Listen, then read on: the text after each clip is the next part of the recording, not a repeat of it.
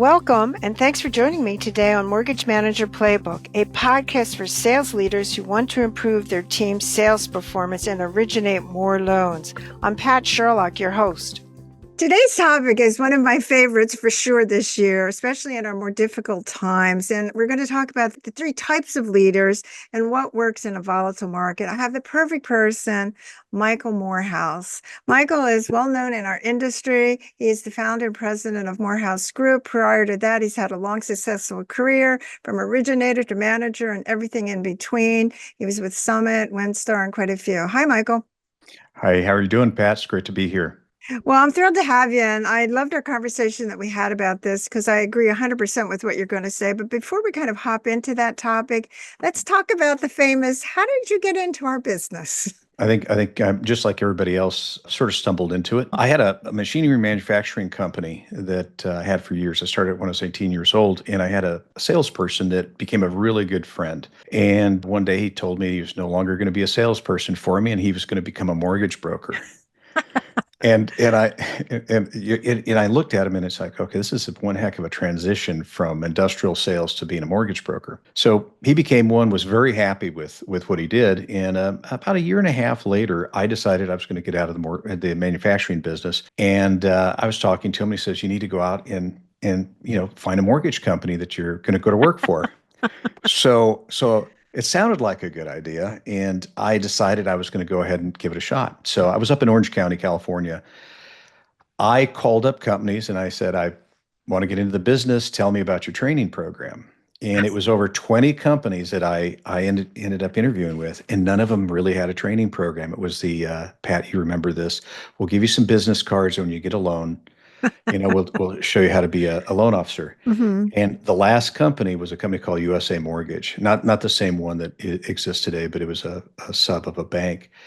And they told me you don't get to go out in the field for 90 days. You have to go to mortgage banking school, title Mm-hmm. school. You have Mm-hmm. to help open loans. So I went to work for them, and they took me from sort of soup to nuts. So when I went out in the field, I think I was semi-competent. I mean, that's up for discussion. I'm sure there's different opinions, but I at Yeah. least had a confidence level that I knew that I could handle things. And it included sales training. So that's how I got into it, and I liked it, really liked it. And here I am. That was 1984, so it's been a few years, seen a few cycles.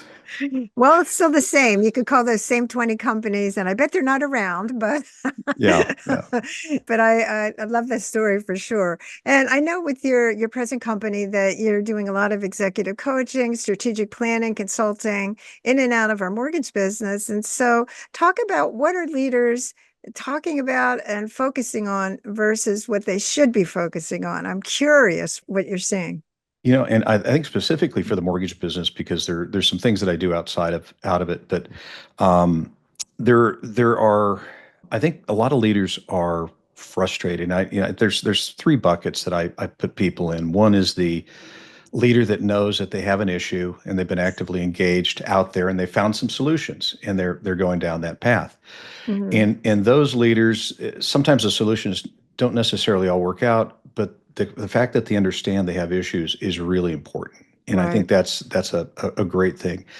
There's companies like that I'll do a little bit of help, point them in the right direction, maybe do a little consulting.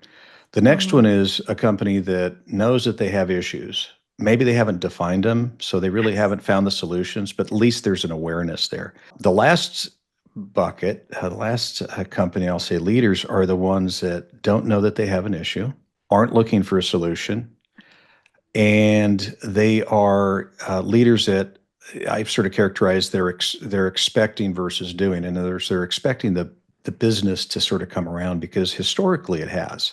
Mhm. You know, we've been rescued in many cases. It doesn't mean that people weren't doing a lot of the right things, but the market always helped us. Well, I mean, I'm looking at the clock here and I said, well, it's been over 3 years of challenging times. This has been a really good stretch for people. Well, I agree with you 100%. And I'm curious about in those three buckets, how many of them actually are aware they have a problem and want to do something versus how many are clueless and do not understand it at all? I would, if I was to, at least with the people I've talked to, I think that you probably have about 25 of the people that are actually actively involved, and they're really addressing the real problems.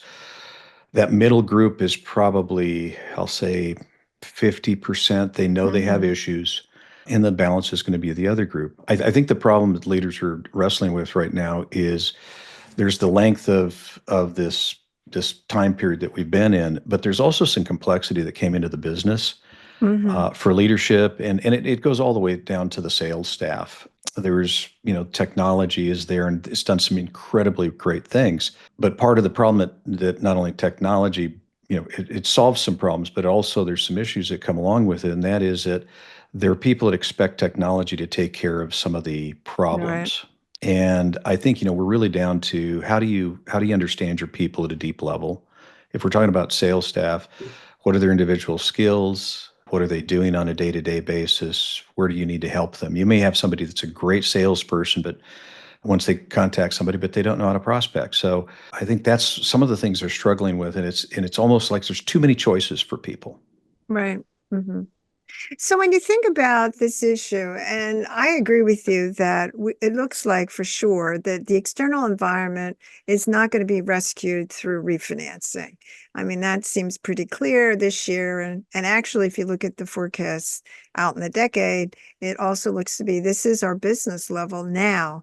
So talk about at the executive level, because I certainly have seen executives not even recognizing that this is a permanent state and therefore we have to do something different. And I know you work with teams to get them to agree on the problem. And why are some people so resistant to change? It's a mystery of life. I think we do some change management work, and I think one of the things that I find is getting to the point where you understand whatever your true state is. In other words, what is my company? What are my Hmm. people? Skill sets, competency levels, Hmm. all that. Being able to establish that. I think a lot of companies don't put enough work into that to Hmm. understand what they truly are. They may have a inflated reality of some areas. So I think that's one reason that people don't do the change. The other part, I think it really comes down to a very simple thing that has plagued a lot of businesses, but I think the mortgage business has moved down this path, is there's a lack of connection with staff. If we think about our modern working environment Hmm. across the country, but in particular the mortgage banking business, I can be an IMB headquartered in Virginia, and I can have somebody in California. And so there is this I'll call it this gap that's been created through some of the advancements in technology, I think is part of it. I think there's also been a cultural shift where you have loan officers see themselves as their own business entity, which I think has been great for the Hmm. business. There's that entrepreneurship, but there's another side of it that says that when times are difficult like this, then you feel sometimes apart. So I think part of the change management issue is there isn't a real intimate relationship between Yeah. senior leadership, regional managers, branch managers, and loan officers. So if I'm going to go in and I'm going to do something, I'm going to change, I may have fear that, gosh, if I get in here and I try to do this, they're going to get upset because I'm in their business. They're going to go somewhere where they don't feel Right. micromanaged. So I think there's a lot of that. And I actually have talked to a lot of leaders, and that is, comes out. I'm concerned that if I try to do this, somebody's going to go to another company. On the other side, in a lot of the conversations I've had with originators, they're sitting there and they're frustrated. They want to do better, but they're not reaching out to their branch managers or the regionals to help them. So there's this connection gap Hmm. between Hmm. people, and we're in a people business when it's all said and done. No, I agree with that. But let's go back to the true state. This is the thing that I find incredibly amazing to me is that when you talk about the true state and you use the example that the executive says, well, if I do anything, they'll leave me. I have news for everybody. They are leaving you anyway. And so the average length of time of a loan officer is essentially 2 years. So we're really renting loan officers and we are at the same time failing to institute the right changes that in essence would keep them to the retention side. So talk about this issue. The true state, to me, your analytics show that how long are you keeping them? What's the production per loan officer? The data is just clear that it's not working. So what are your thoughts on that? I agree with you. Hmm. I think the data is the symptom, right? Yeah. And so Hmm. you've got to go in. And so why are you renting a loan officer for 2 years? I go back to this connected part. Hmm. What kind of value are you providing that loan officer? There's a technical side, technology. There's going Hmm. to be products, but there's this thing that's really hard to measure, which is an intangible. It could end up Hmm. being you're going to train them, you're going to help them, you're going to go out in the field with them. There truly isn't a connection. And so I think that, when you talk to recruiters, had a great conversation with a recruiter out of Charlotte. And we were talking about this earlier this week. And he said, if you run across a company that has a really good culture, and we'll use that term, where everybody's connected and they're doing it, they're almost impossible to recruit from. So some Hmm. companies have gotten it right. I think that they don't understand the needs of those originators at a deep level. And I think you've got to go ahead and make that leap to go ahead and start connecting with them. I'm going to go old school on this. Years ago, when I started out, my branch manager went out in the field with me. So did some of my fellow loan officers. It was great. It was a great support system. I would I would challenge a company, tell me how many of your branch managers go out in the field with their loan officers. It builds a different type of relationship. You have different conversations. And I think a lot of the Right. conversations you have with loan officers today are on a loan problem, a pricing issue, Right. and it becomes transactional. So how do you move beyond that? It sounds a little soft, but I think this is where Hmm. you look at a company that's hard to recruit from and one that has a constant churn. It is that relationship. You have different conversations, and even if somebody's frustrated with the company and you're a branch manager, loan officer Yeah. comes in and says, Pat, I'm really upset with the way that this gone on. My deals aren't getting done, or pricing's an issue. If you have a relationship, it's a completely different conversation than if it's just a transactional type of relationship. Well, you're coming into one of my favorite topics, and so of what the core problem is. And one of the things, especially yourself and myself, we have started in certainly a different generation. But now what I see is that there's not a lot of managing going on. I think there's a lot of transactional side. And I think Mhm. even at the senior level, there's a lot of the concept of, well, we're just here for pricing and hedging, and we're not there to develop. They come with their own little skill sets, and that's the gist of it. How do we change this? Because it's not working. The numbers are horrible when you look at the profitability of the business, and you deal with executives at the highest level. Why isn't recognition more that, like, this is, we got to have managers, and we don't really have that. We have recruiters. I agree with you. I think there's a couple of things have happened. The business ended up becoming it's changed. It's changed, and I Hmm. think COVID amplified that, where there's the separation of things, and business was really good. So a manager's job was, how do I just keep the loans going through the system? How do they get done? There's plenty of Right. business. Hmm. So it was a skill set, and I think the management skill set has been atrophying across the industry to a large extent. Right. Technology is probably part of that. There's a lot of components, but we've reached a point of not having a lot of business. So now the ability Yeah. for a manager to come back in and help a loan officer, a regional help a branch manager is really necessary. But a lot of them don't have the skill sets, and it can Right. end up being communication. It can be business planning. There's a whole host of things that we'd look at, but they've got to be able to get back in there. And going back to the comment about, are you ready to train your people? Hmm. And you can use internal resources, or certainly there's tons of great external resources. You're one of them. Thank you. Obviously, you go out, but it's critical that they get down to that point and they say, what are the needs? And whatever position it is, if it's a branch manager, regional manager, can I meet those needs internally? I can't. Let's look for something outside. But you've got to be able to get back to this management side. We don't see the plenty of loans coming in, so we're not in the years of Right. plenty anymore. So it's gonna require skills again. Well, it requires investment. And what I find interesting, and I'm Hmm. interested in your comment, back in the day, and not to go in the past because I'm big on the present, the corporation would see themselves and make the investment in the personnel, because they looked at the personnel as certainly their driver of success.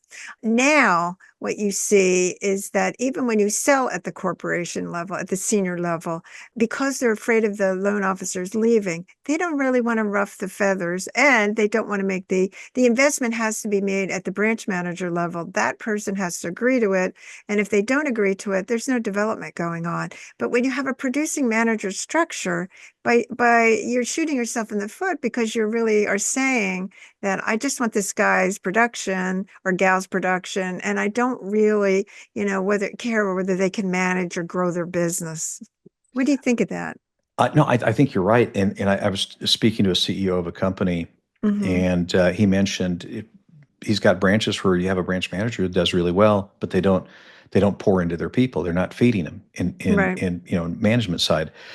Um, there is, I think, a mentality that I'm not really sure how it got to this point, but if I was a producing branch manager, there's this idea that, look, I'll bring some loan officers in, I'll help right, them on a deal once in a while, they'll take care of my overhead. So everything that I originate is really, in essence, I get 100% of it. That goes back, I think, to this idea of your branch being your own business, you're an entrepreneur, and we correct. fed into the sort of the financial side, but we really never fed into the people side of it. And any organization is going to be a collection of people and assets, you Right, know. And but then there's companies that are companies of momentum. They're a movement. There's something beyond that. And what they generally have in common is that everybody understands where the company's going, their role in it, how they right. contribute, and it's a very tight cultural fit. I don't think the mortgage banking business as a whole has looked at that as in the true sense of trying to build a good culture. It sounds a little soft, but we're down to this people part, and it's messy. That's well, it's all about people and change and getting people Yeah. that will change. I mean, that's where, and it starts at the top, basically. So, by definition, does that mean that normally the mortgage banking world back in the day was a mom and pop business, small companies and doing their thing, a few large, whatever. Now, it seems as if the middle tier companies can't really survive because of the cost structure. And is there a perception that having a family and handling your staff that way is actually inefficient? I think I'll go going back several from the beginning. IMBs generally were regional. There weren't a lot that Sure. were national, and so I still believe that IMBs really were where they excelled was delivering an incredible customer experience. Right. To the realtors, to builders, to clients, and then also internally. So I think that's been the natural role of an IMB. As the scale grew, it got harder to create that, just like any large company. Right. And I think today what everybody is struggling with is this idea of is there growth? Are we going to invest in it? Some of them are scared to invest in it because maybe they don't have the money to do it. Right. And Right. I think you have to, because if you're not, you're going to stay at the same level that you're at. And there are companies that have been bouncing along at the levels of profitability or Mm-hmm. unprofitability for the last really 2 years. I think 2025 is going to be pivotal. Mm-hmm. There's going to end Yeah. up being a shift in the business. They're going to be the companies that are the ones that are doing something. They're going to gain market share. I think the ones that ignore this, ignore these changes, they're not going to end up doing well. I'm not going to say that they're going to go out of business, but I think they're going to struggle. So, So, so Michael, talk about, we only have a few minutes left. Talk about the types of assignments that you're working on and what are you seeing? What is it that, you're at the top level talking about the executives. Is that really the focus that they need to change and then that will cascade down? Or what is it that seems to be a hot topic for you? I'm actually working at the top level, also some of the at the middle level, and then yeah, Mm-hmm. there's other folks down there. But I think for an organization to really change, it is leadership, senior leadership is going to be Mm-hmm. there. One of the things that I try to make a lot of the senior leaders aware of is that they're communicating all the time. Yeah. And it doesn't matter if it's going to end up being an email, it's going to be a phone call, a town hall meeting, but it's going to be their behaviors, how they Right. react to problems. And so starting there is really critical because that is if they don't see it there, then anybody below them is not necessarily going to buy in. So it's got to start there. One of the biggest things that I work on is the ability for leadership to communicate across the organization. Hmm. And part of that is really understanding the needs of the organization. It's really back to the basics. We're in a people business, and the Yeah. most important people in your business, actually in the business, are the ones who work for you. Yeah, I can't agree with you more. So we only have a couple minutes left. What couple takeaways would you like our listeners to have today? Connect with your people. It's really important. Understand their needs, be able to have good conversations with them. I think that's one thing. I can't emphasize that enough. I think train people. Look at, when you get that true state, train them, find out where the gaps are. If you don't have the skills, Hmm. bring people in to help you. They will thank you, even if they don't do it necessarily. They ask you that they need the training. They may jump onto it. They may be reticent to admit that they need training, but make it available and make it relevant to what they do. And then I think last but not least is, look, we've got to bring new people into the business. And I think there are companies that are doing a decent job with that. Going back to the training, I think one Hmm. of the measurements is ask yourself, if you brought in brand new loan officers, 5 to 10, could you train them from front to back? And if the answer is no, you can't bring new people in, but as importantly, you can't train the existing people you have. Yeah, that's words of wisdom. I have to have you come back and talk about how do you understand the needs of your people, because I don't think that's understood. So that's for another podcast. So Michael, would you like to share how people can get a hold of you? Obviously, connect with you on LinkedIn, but certainly share your contact information.